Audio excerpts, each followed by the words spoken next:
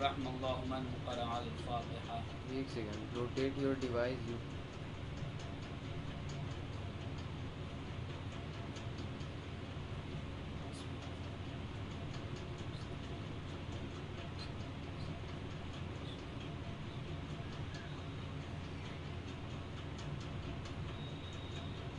اعوذ باللہ من الشیطان اللعین الرجیم.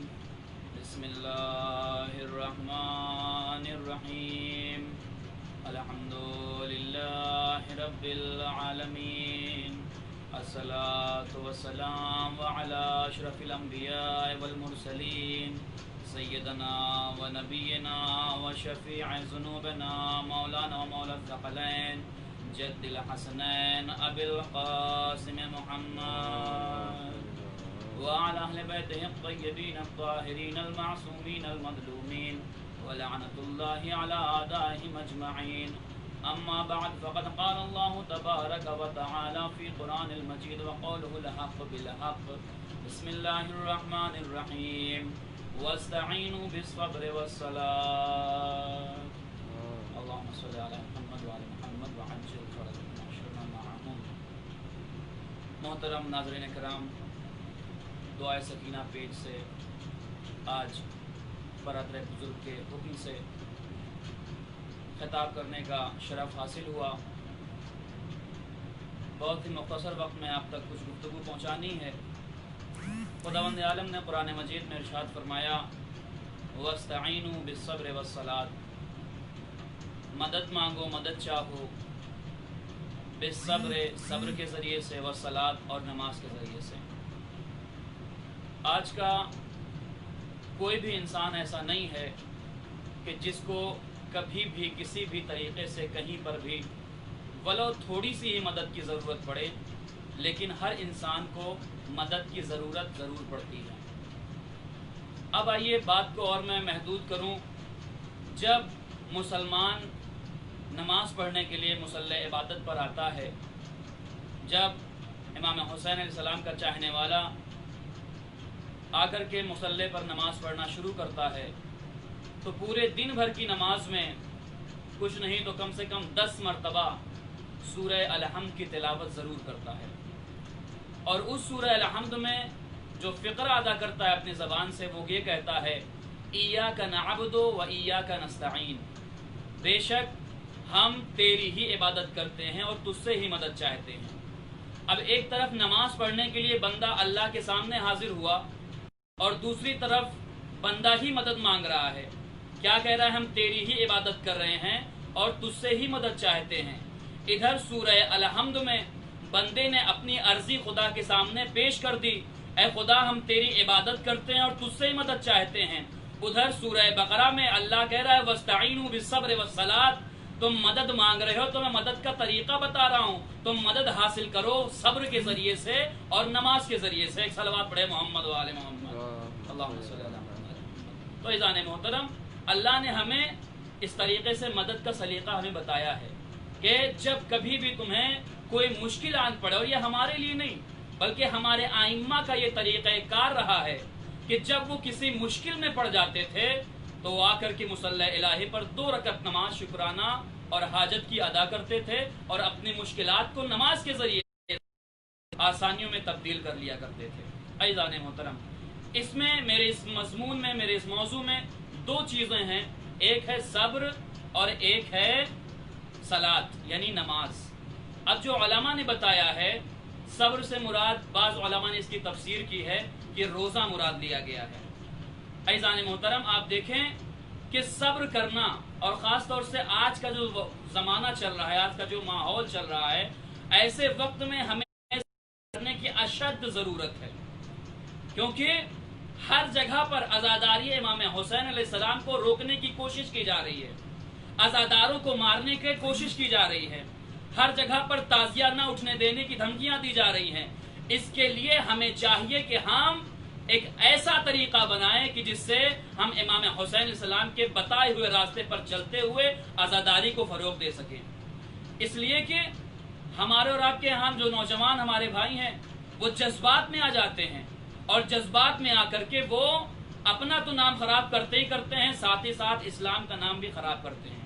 تو عزیزان محترم، میں یہ آپ کے سامنے عرض کر رہا ہوں، پیغام دے رہا ہوں اپنے نوجوان بھائیوں کو کہ اس وقت اگر وہ عزاداری کرنا چاہتے ہیں واقعاً خلوص کے ساتھ، تو عزاداری روکنے کا کام کوئی نہیں کر سکتا، کیونکہ اس کی حفاظت کرنے والا خدا ہے، اس کی بنیاد رکھنے والی جناب زینب کبریٰ سلام اللہ علیہا ہے۔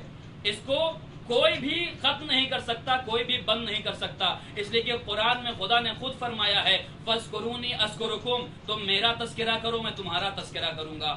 عزیزان محترم، تو جس اللہ نے یہ وعدہ کیا ہے کہ تم میرا تذکرہ کرو میں تمہارا تذکرہ کروں گا، وہی حسین اپنی زندگی کے آخری سجدے میں بھی اللہ کا نام لے رہے ہیں، تو یہ عزاداری کبھی ختم نہیں ہو سکتی۔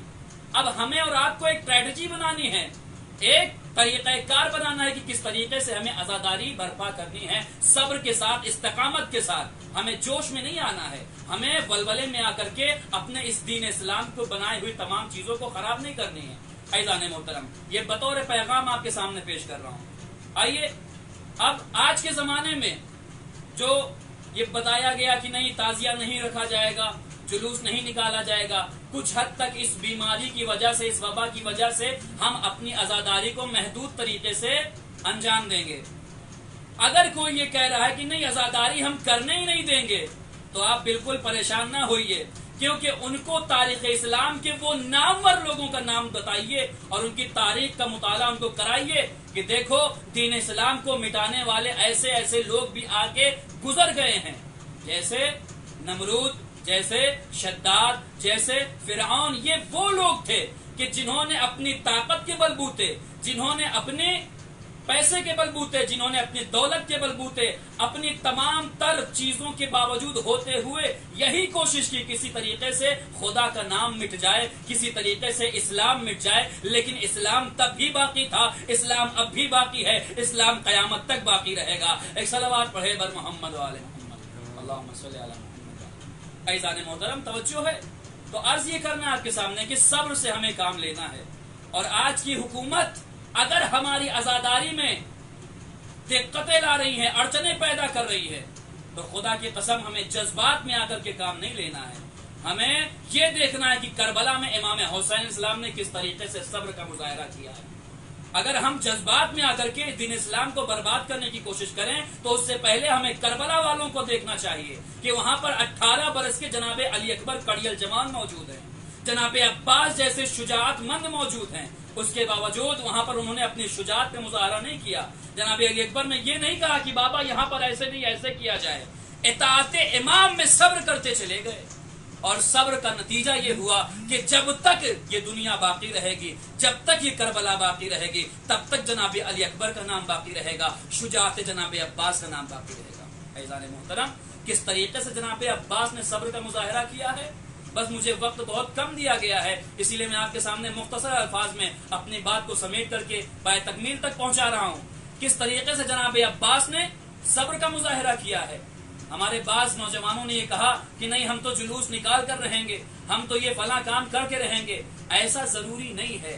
عزاداری نہ کبھی رکی تھی، نہ کبھی رکی ہے، اور نہ کبھی کوئی روک سکے گا، کیونکہ یہ دعائے جناب سید عالمیان ہے۔ عزیزان محترم، صبر کا مظاہرہ ہمیں کرنا ہے، کس طریقے سے؟ جیسے جناب عباس نے صبر کا مظاہرہ کیا۔ ہمیں اپنے نفس سے جہاد کرنا ہے، اپنی خواہشات سے جہاد کرنا ہے۔ آئیے ایک واقعہ عرض کروں تاریخ کے حوالے سے کہ کس طریقے سے صبر کیا، کس طریقے سے جہاد کیا، تب آج اسلام دنیا کے کونے کونے میں پہنچا ہوا ہے۔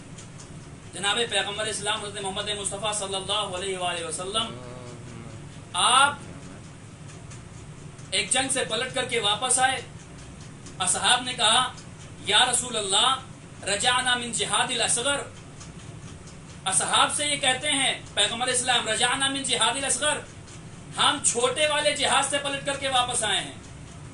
اللہ اکبر۔ ایک مرتبہ اصحاب نے ہاتھوں کو جوڑا، اے نبی اللہ، ہم ایسی جگہ جنگ کر رہے تھے جہاں پر ہمارے شان قلم ہو سکتے تھے، جہاں پر ہماری گردنیں اڑ سکتی تھیں، جہاں پر ہماری جان جا سکتی تھی، اس کے باوجود آپ کہہ رہے ہیں کہ یہ چھوٹا جہاد ہے۔ ایک مرتبہ پیغمبر مسکرا کر کہتے ہیں ہاں بے شک ہم چھوٹے جہاد سے واپس آئے ہیں۔ اصحاب نے کہا یا رسول اللہ اگر یہ چھوٹا جہاد ہے میدان کارزار میں تو پھر سب سے بڑا جہاد کیا ہے؟ تو پیغمبر نے ارشاد فرمایا کہ انسان کا اپنی خواہشات پر کنٹرول کر لینے کا نام جہاد اکبر کہلاتا ہے۔ عزیزان محترم، یہ ہے جہاد اکبر۔ اور تاریخ میں سمیٹ رہا ہوں گفتگو، تاریخ میں ہمیں جب ہم مطالعہ کریں گے تو ہمیں ایک ہی مجاہد ایسا ملے گا کہ جس نے بیک وقت جہاد اصغر کا بھی ثواب حاصل کیا ہے اور جہاد اکبر کا بھی ثواب حاصل کیا ہے۔ وہ کہاں؟ جنگ خندق کا میدان۔ اور جب مولا کائنات نے ایک مرتبہ عمرو ابن عبدود کے اوپر غلبہ حاصل کر لیا، سینے پہ سوار ہو گئے، اس وقت اس ملعون نے کیا کیا؟ عمرو ابن عبدود نے گستاخی کی اور امام اس کے سینے سے نیچے آ گئے۔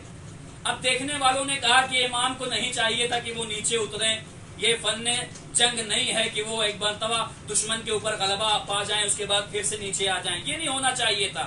امام کو چاہیے تھا کہ اسی وقت اپنے دشمن کو ختم کر دیتے، لیکن ان لوگوں کو، نادان کو، یہ نہیں پتا تھا کہ ایک ہی وقت میں مولا کائنات نے جہاد اکبر کا بھی ثواب حاصل کیا اور جہاد اصغر کا بھی ثواب حاصل کیا۔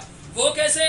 جب عمرو ابن عبدود نے امام سے گستاخی کی، امام نے اس کے سینے سے اتر کر کے جہاد اکبر کا ثواب حاصل کیا اور پھر سے اس پر غلبہ پا کر کے جہاد اصغر کا بھی ثواب حاصل کیا، تو ایک ہی وقت میں امام علی علیہ السلام نے دونوں جہاد کا ثواب حاصل کیا۔ ایک صلوات پڑھے بر محمد و آل محمد۔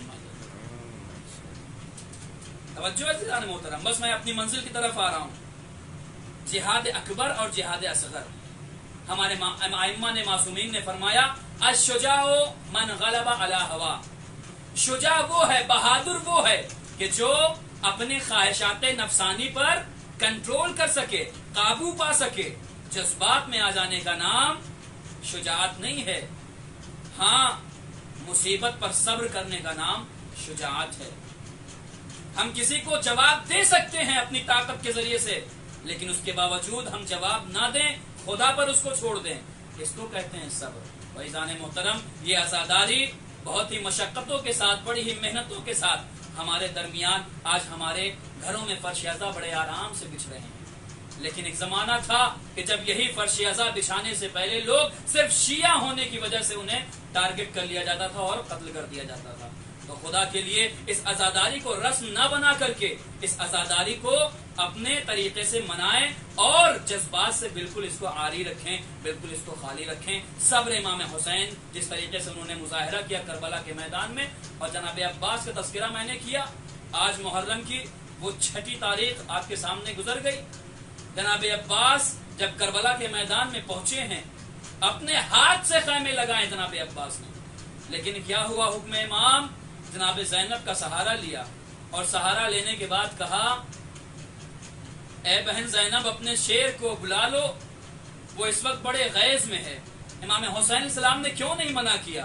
اس لیے نہیں منع کیا کیونکہ جب امام حسن علیہ السلام کے جنازے پر تیر برسائے گئے، وہاں پر یہی کہا اے بھیا ابھی نہیں، کربلا میں چلنا ہے۔ جب خور نے راستے میں بے ادبی کی، گستاخی کی، وہاں پر روک لیا، کہا ابھی نہیں، کربلا میں چلنا ہے۔ جب دربار ولید میں گستاخی ہوئی، وہاں پر بھی تلوار نکالنی چاہیے، وہاں پر بھی امام حسین صاحب نے کہا اے بھیا ابھی نہیں، کربلا۔ لیکن اب زہرا کا لال کیسے کہے جناب عباس سے کہ اے بھیا ابھی نہیں، کربلا، کیونکہ کربلا میں اب وارد ہو چکے ہیں۔ ایک مرتبہ جناب فضہ بلاتی ہیں اور بلا کر کے کہتی ہیں اے بھیا، اے میرے آقا، آپ کو شہزادی نے طلب کیا ہے۔ جناب عباس دوڑ کر کے آتے ہیں، اے شہزادی سب خیریت تو ہے؟ کہاں ہاں سب خیریت ہے، لیکن حکم امام یہی ہے کہ یہاں سے خیمے ہٹا لیے جائے۔ یہ بہت ہی مشکل مقام ہے کہ جناب عباس نے جو ابھی دشمنوں کے ساتھ یہ کہا تھا کہ تم میں سے کسی میں اگر ہمت ہے تو وہ اس لائن کو پار کر کے دکھا دے، اس خط کو پار کر کے دکھا دے۔ اب جناب عباس نے اپنے حضرتوں کے جنازے کو سنبھالتے ہوئے اسی ہاتھ سے جس ہاتھ سے خیمے نصب کیے تھے، اسی ہاتھ سے جناب عباس اب خیموں کو اکھاڑ رہے ہیں.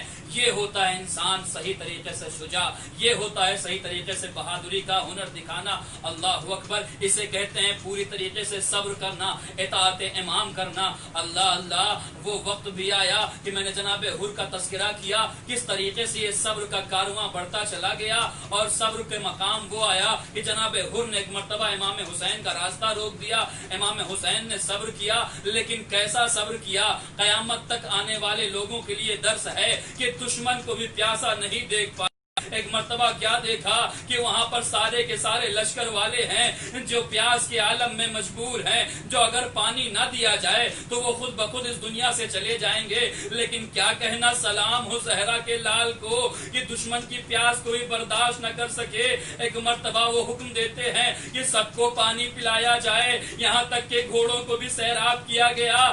راوی بیان کرتا ہے کہ میں پانی پینا چاہ رہا تھا, میں پانی پینا چاہ رہا تھا, لیکن میں نے دیکھا کہ ایک شخص ایسا ہے کہ جس کے اوپر پیاس کا اتنا غلبہ طاری ہے کہ وہ پانی لیتا ہے لیکن پانی زمین پہ گر جاتا ہے. اس وقت ایک آدمی آگے آتا ہے, وہ آ کر کے اپنے ہاتھوں سے چلو بنا کر کے اس نے پانی پلایا. جب تاریخ لکھنے والوں نے اس کا نام لکھا تو وہ کوئی اور نہیں تھا, وہ ہمارا اور آپ کا امام مظلوم حضرت سید الشہداء تھے کہ جن کو اپنے دشمن کی پیاس بھی برداشت نہیں تھی. اللہ اللہ, یہی جناب حر ہیں. شب عاشور کا وقت آتا ہے, کبھی ادھر پھرتے ہیں کبھی ادھر جاتے ہیں. پوچھنے والے نے پوچھا آج تیرے چہرے پہ اضطرابی کیفیت کیوں نمودار ہے؟ ایک مرتبہ جواب دیا کہ یہ جو خیام حسینی کی طرف سے یہ آواز التش آ رہی ہے, اس کا کوئی اور ذمہ دار نہیں ہے, اس کا میں ہی ذمہ دار ہوں. اگر میں نے اپنے امام کا راستہ نہ روکا ہوتا تو آج ان بچوں کو پیاس کے لیے نہ تڑپنا پڑتا. لیجئے ندامت و شرمندگی سے بھرے ہوئے حر ایک مرتبہ بیٹے سے کہتے ہیں مجھے اپنے آقا کے سامنے لے چلو.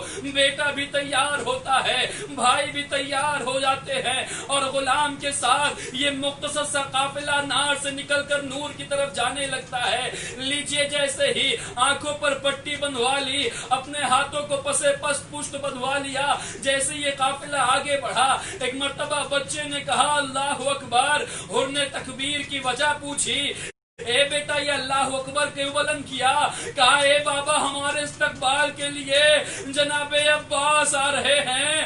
اللہ اللہ, ایک مرتبہ کچھ اور دور آگے بڑھے, پھر سے بچے نے کہا اللہ اکبر. اے بیٹا پھر سے تکبیر بلند کرنے کی کیا وجہ ہے؟ کہا وجہ یہ ہے بابا کہ اب استقبال کے لیے ہم شکل پیغمبر جناب علی اکبر ہمارے لیے آ رہے ہیں. لیجیے قافلہ دو مختصر سا آگے بڑھا. ایک مرتبہ بیٹے نے بابا سے بلند تکبیر بلند کی اور کہا اللہ اکبر. حر بے چین ہوئے, اے بیٹا کیا بات ہے, اتنی تیز سے اللہ اکبر, اتنی بلند آواز سے اللہ اکبر. بیٹے نے روتے ارے فرزند زہرا حضرت سید الشہداء ہمارے استقبال کے لیے آ رہے ہیں. لیجیے قافلہ پہنچا, امام کے قدموں میں حر گر گئے, ایک ہی جملہ کہا حلی توبہ ابن رسول اللہ, کیا میرے لیے توبہ کی گنجائش ہے؟ بس اتنا کہنا تھا. ایک مرتبہ امام نے حر کو اٹھایا, گلے سے لگایا, اے حر تم اس دنیا میں بھی آزاد, آخرت میں بھی آزاد, تم اس دنیا میں بھی آزاد, آخرت میں بھی آزاد. لیجیے ایک مرتبہ یہی معاملہ تھا کہ ابھی مل ہی رہے تھے کہ خیمے سے ایک آواز آتی ہے کہ جا کر کے حر کو میرا سلام کہہ دو. بس اتنا سننا تھا کہ قیامت برپا ہو گئی. حر نے سر و سینہ پیٹا, ہائے اتنا غریب میرا امام کہ آج شہزادیاں غلاموں کو سلام کہلوا رہی ہیں. لیجیے میدان کارزار میں جانے کا وقت آ گیا. احساس ندامت نے جناب حر کو بہت دیر تک نہیں رہنے دیا, ہاتھوں کو جوڑ دیا, مولا سب سے پہلے مجھے مرنے کی اجازت دے دے. روایتیں بتاتی, علماء پڑھتے ہیں کہ حر سے پہلے حر کے بیٹے نے اجازت لی, وہ قیامت کی جنگ کی ہے. لیکن آخر وہ وقت بھی آیا کہ ایک مرتبہ بیٹے نے باپ کو آواز دی اور کہا قبول کرے. بس اتنا کہہ کہنا تھا میری مدد کو آئیے. ایک مرتبہ ہر جانب میدان کارزار جاتے ہیں لیکن امام نے وہاں پر ان کو روکا اور ایک جملہ کہا, اے ہر, جوان بیٹے کی میت پر ارے اس کا ضعیف باپ نہیں جایا کرتا, میں ہاتھوں کو جوڑوں گا اے میرے مولا. ابھی یہ میدان کارزار میں شہادتوں کا سلسلہ شروع ہوا ہے لیکن جب اپنوں کی باری آئے گی آپ کا کڑیل جوان علی اکبر ہوگا. یہی کربلا کی تپتی ریت ہوگی, ایڑیاں رگڑ رہا ہوگا. آپ اسی ضعیفی کے عالم میں آنکھوں سے کچھ نظر نہیں آ رہا, یہ کہتے ہوئے میدان میں جائیں گے. علی اکبر سینے پہ ہاتھ رکھے ہوں گے, اے بابا سینے میں برچھی کی انی ٹوٹ گئی ہے, بڑی تکلیف دے رہی ہے. امام حسین آواز دیں گے, اے بنی ہاشم کے بچوں, آؤ مجھ سے جوان کا لاشا نہیں اٹھایا جا رہا. وَسَيَعْلَمُ الَّذِينَ ظَلَمُوا أَيَّ مُنقَلَبٍ يَنقَلِبُونَ إِنَّا لِلَّهِ وَإِنَّا إِلَيْهِ رَاجِعُونَ. رضن بقضاء تسلیما لامرہ. بارز واسطہ محمد وال محمد کا ہماری اس مختصر سے عبادت قبول فرما. بارز واسطہ محمد وال محمد کا جہاں کہیں بھی شیان حیدر کرار میں جان مال عزت آبرو کی حفاظت فرما. بارز واسطہ محمد وال محمد کا ہمیں صحیح معنوں میں عزادار امام حسین بننے کی توفیق عطا فرما. بارز واسطہ محمد وال محمد کا روضات مقدسات کی حفاظت فرما, محافظین حرم کی حفاظت فرما. اے خدا تجھے واسطہ محمد وال محمد کا ہم سب کو علم دین و دنیا سے آراستہ فرما. ہم سب کے پاس جس قدر علم ہم ہے اس پر عمل کرنے کی توفیق عطا فرما. اے خدا ہمیں ریاکاری و دکھاوے سے دور فرما, ہمارے تمام اعمال میں خلوص عطا فرما. اے خدا تجھے واسطہ محمد وال محمد کا ہمارے اعمال کو اس لائق بنا دے جس سے ہمارا وقت کا امام ہم سے راضی و خوشنود ہو سکے. امام کے ظہور میں تعجیل فرما, ہمیں ان کے اعمال و انصار میں شمار فرما. اور دعاؤں میں خاص دعا یہ ہے کہ یہ پیج دعائے سکینہ کے نام سے جناب دانش حسین صاحب اور ان کی جو ٹیم یہ چلا رہی ہے, یہ عزاداری اور تمام تر جو محفلیں اور مجلسیں ہو رہی ہے اس کے ذریعے سے تمام منتظمین کی جائز ذریعہ حاجات کو پورا فرما. اے خدا ان کی تمام تر مشکلات کو آسانی میں تبدیل فرما. ربنا تقبل منا انک انت السمیع العلیم.